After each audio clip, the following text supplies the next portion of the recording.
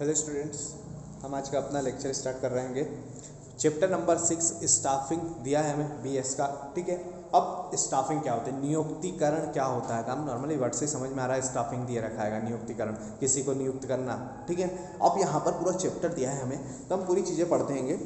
व्यवसाय में वर्तमान में काफ़ी उन्नति की है। आधुनिक तकनीक तथा प्रौद्योगिकी व्यवसाय का अभिन्न अंग बन चुके हैं। व्यवसाय में कंप्यूटर के प्रयोगों के साथ ही उसका मशीनीकरण हो चुका है। यद्यपि ध्यान से देखा जाए तो व्यवसाय को इस रूप में लाने का श्रेय मनुष्य को ही जाता है। बिना मानव संसाधन के व्यवसाय की उन्नति संभव नहीं। बनी बात है, आज के टाइम पर भले आप कितनी भी टेक्नोलॉजी लगा लो, कितने भी नए नए यूज़ को, तो ये मानव के द्वारा, इंसानों के द्वारा ही तो किए जा रहेंगे। ठीक है, कंप्यूटर किसने बनाया? इंसान ने बनाया कि ऑटोमेटिक बन गया था। मशीनें आप नई नई टेक्नोलॉजी यूज़ कर रहे होगे तो किसके द्वारा कर रहे हो? इंसानों के द्वारा ही कर रहे होगे। ठीक है, तो यहाँ पर वही चीज़ दे रखी है। आधुनिक टेक्नोलॉजी का सही उपयोग मानव मस्तिष्क द्वारा ही संभव है। नई नई टेक्नोलॉजी आ रही है, नए नए साधन आ रहे हैं, तो किसके द्वारा कर रहा है? इंसानों के दिमाग ने ही तो ये सारी चीज़ों को जन्म दिया है। व्यवसाय का स्वरूप कैसा भी हो, उसमें कर्मचारियों की नियुक्ति करना अत्यंत आवश्यक है, वो सबसे पहला कार्य होता है। ठीक, आपका बिजनेस कैसा भी हो, कोई सा भी हो, छोटा हो बड़ा, उसमें सबसे पहला काम आता है बिजनेस के लिए स्टाफ रखना। ठीक है, प्रबंध के अंतर्गत नियोजन एवं संगठन के पश्चात नियुक्तिकरण का कार्य किया जाता है। पहला आपने प्लानिंग कर ली, फिर ऑर्गेनाइजेशन बना ली। अब ऑर्गेनाइजेशन बना लिया है आपने, पहले प्लानिंग करी कि हमें ये बिजनेस करना है। दूसरी चीज़, आपने ऑर्गेनाइजेशन बना लिया कि मुझे इस ग्रुप में, इस ऑर्गेनाइजेशन में इतने बंदे चाहिए, उस डिपार्टमेंट में इतने चाहिए। अब क्या करोगे? अब उन डिपार्टमेंट से क्या करोगे? बंदों की भर्ती करोगे, मतलब मनुष्यों के, मानवों की वहाँ पर वर्करों की भर्ती करी जाएगी।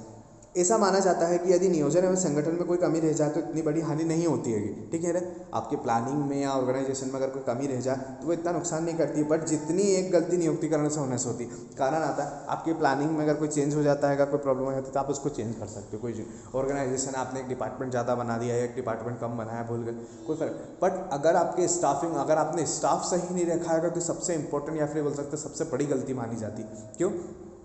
काम आप नहीं करोगे, स्टाफ, आपके जो वर्कर आपने एम्प्लॉयज़ रखे हैं वही सारे काम करेंगे, तो आप उन्हीं को अगर सही साठ तरीके से नहीं रखोगे तो फिर काम आपका होना ही नहीं है। ठीक, अब इसी के साथ दिया जाता है हमारा meaning and concept of staffing. नियुक्तिकरण से आशय एवं अवधारणा। नियुक्तिकरण से आशय किसी भी उपक्रम के संगठन में रिक्त विभिन्न पदों पर योग्य एवं उचित व्यक्तियों को नियुक्त करने से है। अन्य शब्दों में पद के अनुरूप किसी व्यक्ति को कार्य पर रखना नियुक्तिकरण है। ठीक है, यहाँ पर साफ दिया है कि आपका जो भी बिजनेस ऑर्गेनाइजेशन है उसमें आप वर्करों को रखना, स्टाफ रखना, यही क्या कहलाता है? स्टाफिंग कहलाता है। या फिर बोल सकते हैं कि आप उनके पद के हिसाब से, उनकी पोस्ट के हिसाब से उनको नियुक्त करना, स्टाफिंग करना, ये क्या हो जाता है? आपका स्टाफिंग हो गया।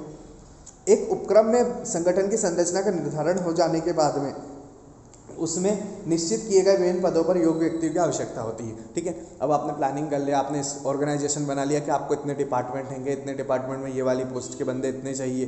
ठीक है ना, मुझे वर्कर इतने चाहिए, मैनेजर इतने चाहिए, सुपरवाइजर इतने चाहिए। तो ये सारी पोस्टें आप कहाँ करोगे? आप स्टाफिंग्स के द्वारा ही रखोगे। ठीक है ना, अब हम नेक्स्ट पॉइंट पर आ जाते हैं, नीड और function of importance of staffing. Staffing की आवश्यकता क्यों होती है हमें, या महत्व क्यों होते हैं? ठीक है, अब नॉर्मल सी बात है, हम स्टाफिंग की व्यवस्था इसलिए बात कर सकते हैं क्योंकि आपका बिजनेस है, उसके लिए आपको अच्छे अच्छे एम्प्लॉयज़ चाहिए, एक्सपीरियंस बंदे चाहिए, तो ये सारी चीज़ें इसके लिए हमें ज़रूरत पड़ती है। पहला आता है औद्योगिक प्रगति का आधार।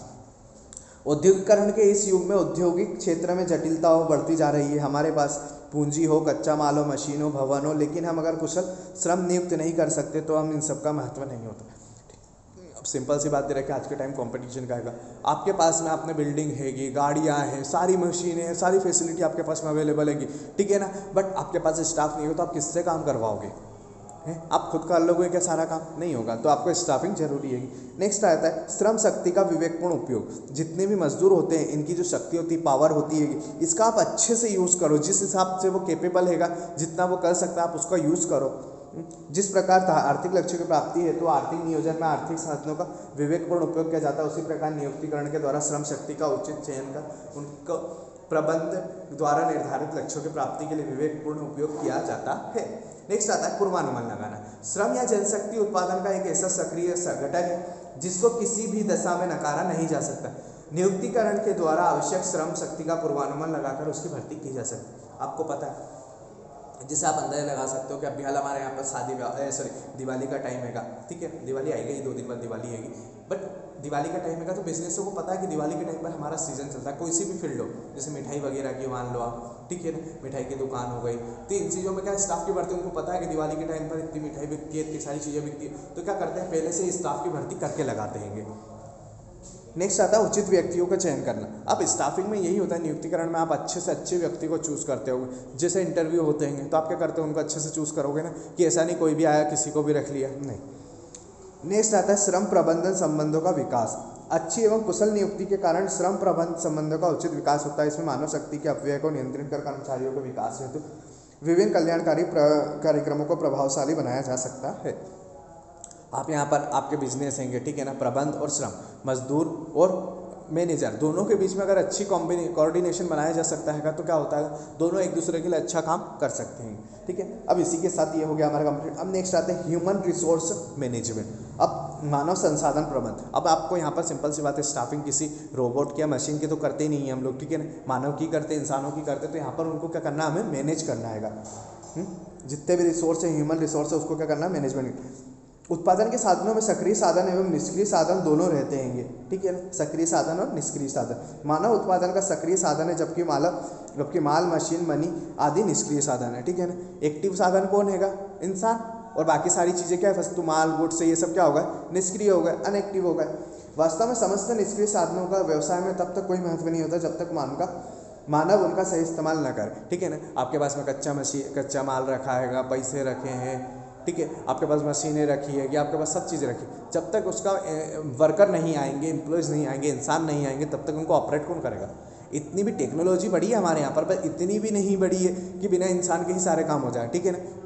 नई नई मशीनें आ गई, ऑनलाइन सारी फैसिलिटी हो गई, बट उसमें फिर भी इंसानों की ज़रूरत तो पड़ती है कि, ठीक है, जैसे हम कोई गुड्स खरीदते हैं, ठीक है, कोई माल वगैरह हम खरीदते हैं, जैसे ऑनलाइन हमने शॉपिंग करी है, तो ऑनलाइन शॉपिंग हमने पूरी प्रोसेस ऑनलाइन करी है एक सिस्टम के द्वारा, बट करी तो इंसान नहीं है कि कंप्यूटर ने ऑटोमेटिक आपका माइंड पढ़ के उसको सेंड कर दिया था, नहीं, करी आपने है, ठीक है। वहाँ पर भी गई है तो वहाँ ने किसी ने तो रिस्पॉन्स करा होगा, किसी के पास मैसेज आया, किसी ने माल निकाला होगा, पैक करा होगा, आप तक डिलीवरी बॉय लेकर आओगे, तो ये भी तो इंसानों के द्वारा हुआ है। आप मोबाइल चलाते बोले सारा चीज़ें हम ऑनलाइन कर रहे हैं, अरे भैया मान रहा है हम ऑनलाइन कर रहे हो, बट कर तो आप ही रहे हो ना, इंसान ही कर रहे होगे, तो यहाँ पर वो चीज़ दे रखी है।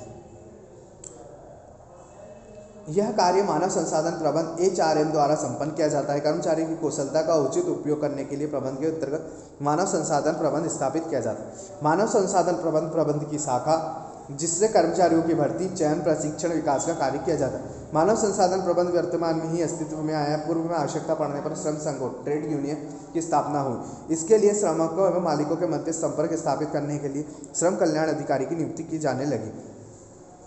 अब जो ह्यूमन रिसोर्स मैनेजमेंट हैगा, ये पहले नहीं हुआ करता था, अब धीरे धीरे बढ़ गया हैगा। अब क्या होता है, एक ट्रेड यूनियन बनी जाती है, मजदूरों का एक संघ बनाया जाता है। अगर इनकी मजदूरों को प्रॉब्लम होती है कि तो उसको डायरेक्ट कंपनी के ओनर तक रखा जाता हैगा, ठीक है ना। तो ये सारी चीज़ें यहाँ पर आ जाती हैगी।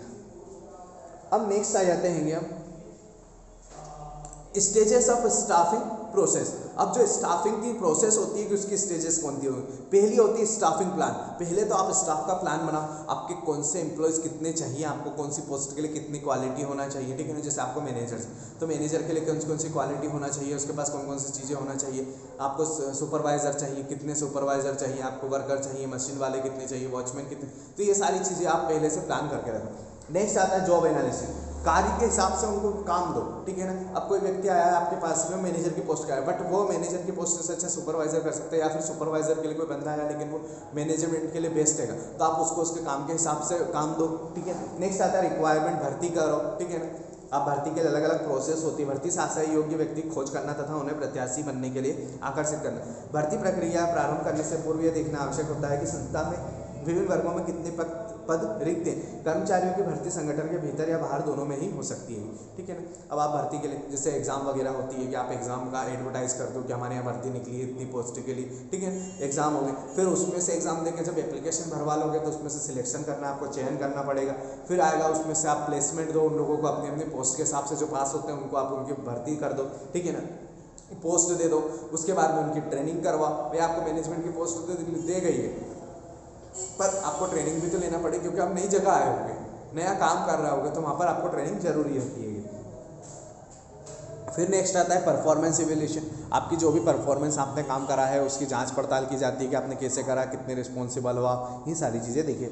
नेक्स्ट आता है प्रमोशन। आप भैया अपने स्टाफ रख लिया है, उनका काम देखा है तो आप उनको पोस्ट भी बढ़ाते रहो। नेक्स्ट आता है रेम्यूनरेशन, पारिश्रमिक। अब आपके वर्कर अच्छा ज़्यादा काम करते हैं तो उनकी आप सैलरी बढ़ाते रहो, उनको मजदूरी देते रहो, ये सारी चीज़ें इसमें आती हैगी। ठीक है, अब फर्स्ट पॉइंट जो इसमें आता है वो आता है रिक्वायरमेंट। भर्ती करने से आशय उस क्रिया से जिसके द्वारा संगठन के रिक्त पदों पर काम करने के लिए इच्छुक व्यक्ति को पता लगाकर उन्हें आवेदन देने के लिए प्रोत्साहित किया जाता है। भर्ती करने के उद्देश्य पर्याप्त संख्या में प्रार्थियों को प्राप्त होते हैं। अब क्या आता है कि जब भी कोई चीज़ की भर्ती होती है, कोई कंपनी में रिक्वायरमेंट भर्ती निकलती है, जैसे गवर्नमेंट जॉब की भर्ती निकलती है, तो उसके लिए आपको ऑनलाइन जानकारी मिल जाती है, न्यूज़पेपर में जानकारी मिल जाती है कि भैया इस पोस्ट के लिए गवर्नमेंट द्वारा एसआई की पोस्ट के लिए इतनी निकली है, आर्मी में इतनी भर्ती निकली है, टीआई के लिए इतनी पोस्ट निकली है, बैंक में इतनी भर्ती निकली। तो ये सारी चीज़ें आपको एडवर्टाइज दिया जाए। फिर क्या करते हो आप लोग, ये तो हो गई आपके रिसोर्स में आ गए, ठीक है ना। अब यहाँ पर जो भर्ती होती है दो तरह की होती है, पहली होती है इंटरनल होती है और दूसरी होती है एक्सटर्नल होती है। इंटरनल में ये बोल सकते हैं आप खुद अपनी कंपनी के कर्मचारियों द्वारा आप भर्ती करवा सकते होगे, ठीक है ना।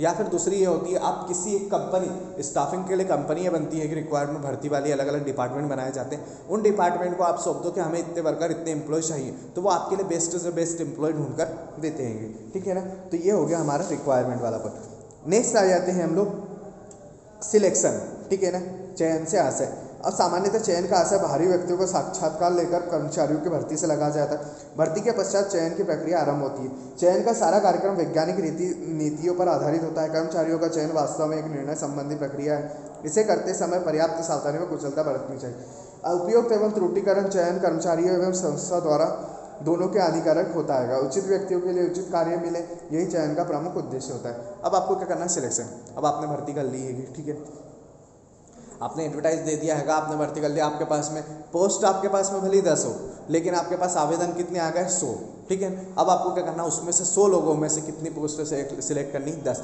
लेकिन 100 में से बेस्ट 10 सिलेक्ट करने हैं आपको, ठीक है ना, अच्छे से अच्छा। तो यहाँ पर सिलेक्शन करते टाइम पर आपको अच्छे से अच्छे, या फिर ये बोल सकते हैं नई से नई पद्धति का यूज़ करना चाहिए, नई नई टेक्नोलॉजी का यूज़ करना चाहिए।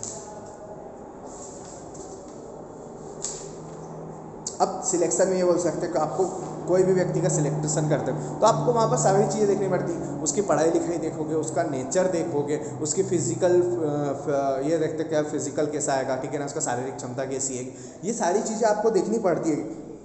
हमने तो एप्लीकेशन कर दिया, वो सारी डिटेल आपको लिख के देते हैं, ठीक है ना। फिर आपको डायरेक्ट इंटरव्यू के लिए बुला लिया जाता है, कोरे आवेदन की पूर्ति एवं जांच होती है। आपने जो डॉक्यूमेंट उसने एप्लीकेशन दी थी उसमें जो लिखा है वही सारी चीज़ें उससे पूछी जाती है कि भाई आपका नाम पता है, तो सभी को पता है, लेकिन फिर भी पूछे जाते हैं ताकि वो कॉन्फिडेंस देखा जाए, ठीक है। फिर मनोवैज्ञानिक परीक्षण होता है, आपको उसका माइंड का टेस्ट लिया जाता है, उससे अतरंगी क्वेश्चन पूछे जाते हैं या फिर उस बिजनेस से रिलेटेड क्वेश्चन पूछे जाते हैं, जनरल नॉलेज के क्वेश्चन पूछे जाते हैं, ताकि इससे ये पता चल जाए कि उसका माइंड कैसा आएगा, ठीक है। नेक्स्ट आता है व्यक्तिगत साक्षात्कार, उसका नेचर कैसा है, ये दूसरा पॉइंट आ जाता है। थर्ड आता है स्वास्थ्य परीक्षण, उसका फिजिकल देखा जाता है कि उसके शारीरिक कोई डिसएडवांटेज तो नहीं है, या फिर बोल सकते हैं उसमें कोई नुकसान तो नहीं, जिससे बोल सकते हैं आप लोग कि उसकी आंखें खराब है, उसको दिखता नहीं है, वो पैर से चल नहीं सकता, या फिर ऐसे। अब आपका नॉर्मल सी बात है, आप पुलिस की भर्ती कर रहे हो, आपको वहाँ पर एक सजग व्यक्ति चाहिए, ठीक है ना, जिसके वहाँ पर फिजिकल ट्रेनिंग होती है, तो वहाँ पर सब चीज़ देखी जाती है, उसकी हाइट देखी जाती है, हेल्थ देखी जाती है, वो काम के अगर पैर में फ्रैक्चर हो, उंगली में फ्रैक्चर हो तो आपको